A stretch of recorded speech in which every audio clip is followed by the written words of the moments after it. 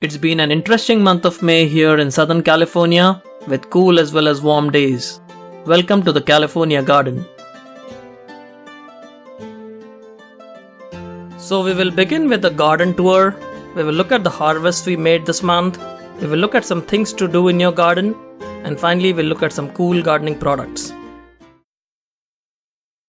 So let's begin with the garden tour. Starting with the raised beds. We have the black cobra pepper growing along with the onions that you see here. The onions have grown pretty big now. Followed by the tomato plants. We planted 5 tomato plants and as you can see it has shown lush growth and is doing pretty well and producing tomatoes. Right next to the tomato bed we have the okras. Now I transplanted these okras and I found that it's not a good way to grow okra. It's better to direct sow okra seeds. So I've sowed a little bit more seeds and we'll see how this goes. Moving on to the potatoes that are growing. Some of these plants have actually died as you can see here and the others are still growing. I'll still wait for some more time before I harvest them. The taro root plants have shown good growth this month, followed by the onions that were planted from sets. And as you can see here, they're growing pretty well and they've started forming their bulbs now.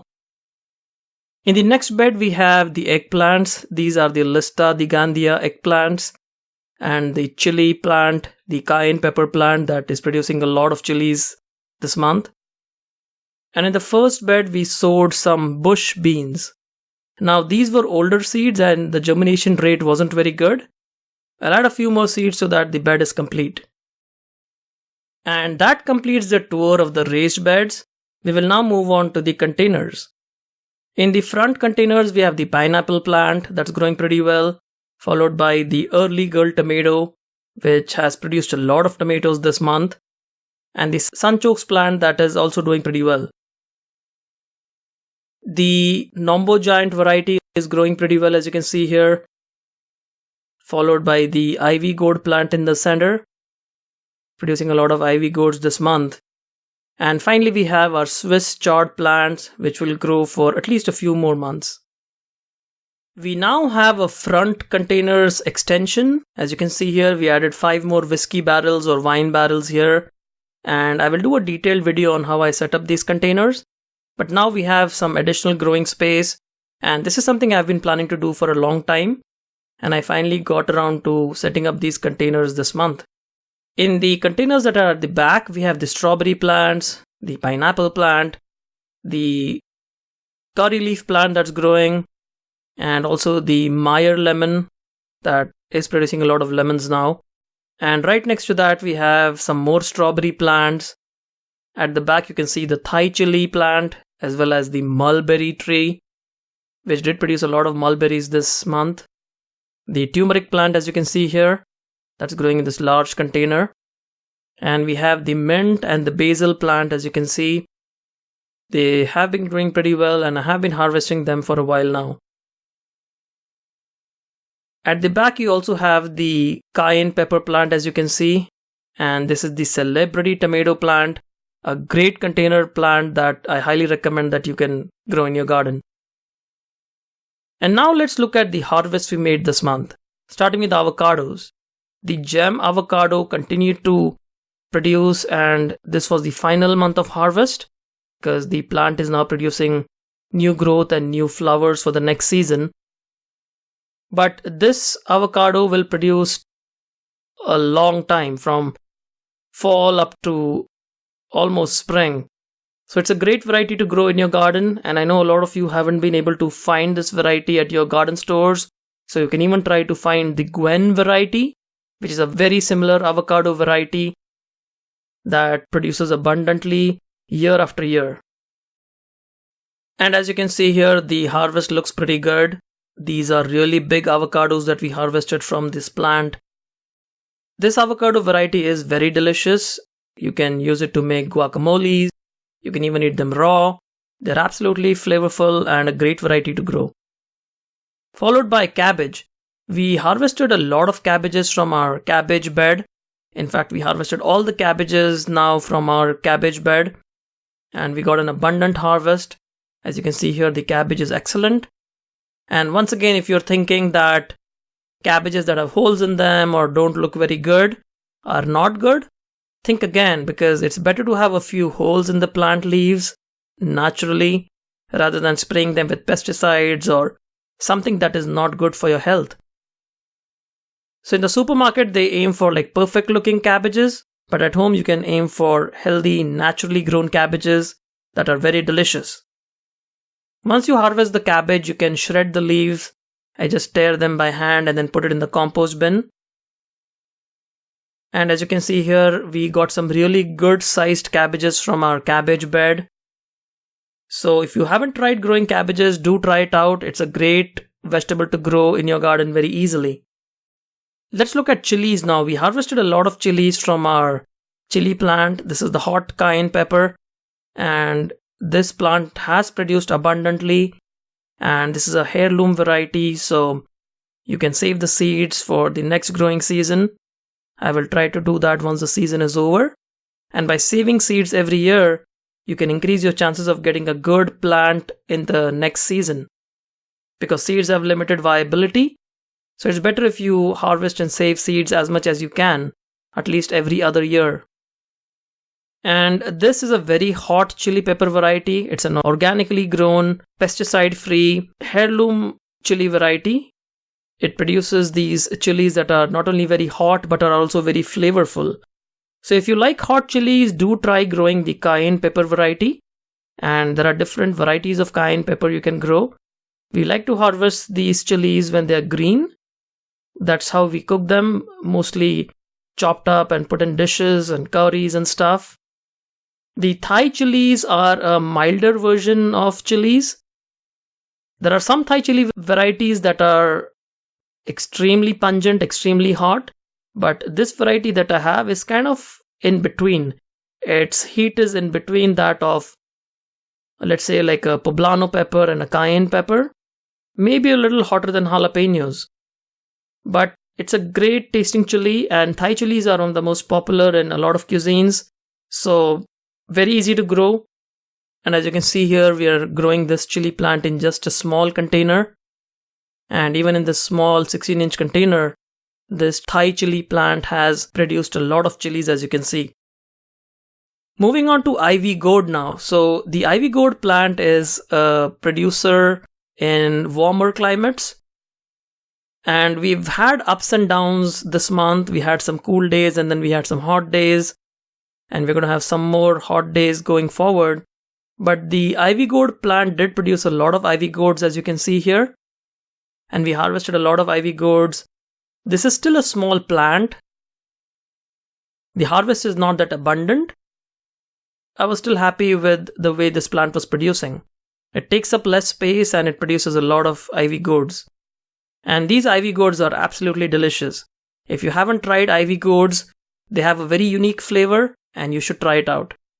Moving on to mint plants. Our mint plants have grown pretty well. This is the sweet mint variety that comes from Israel. And it's one of the most popular varieties here in the United States because of its flavor, its vigorous growth, and also the fact that it can be used in a variety of dishes. Our mulberry tree has also produced quite well this season. As you can see here, there are a lot of mulberries on this tree, and it's just growing in a small container. Now, mulberry trees, once they grow big and once they have a lot of space for their roots, they will produce some larger berries, a little larger than what you see here. And although these are small, these berries are absolutely delicious. They have a very unique flavor. It's kind of between a strawberry and a blackberry,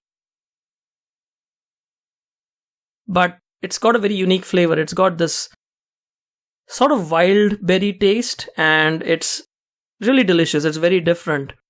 And you can easily grow this just by putting a small cutting in a pot and it grows very vigorously. It's a very prolific grower.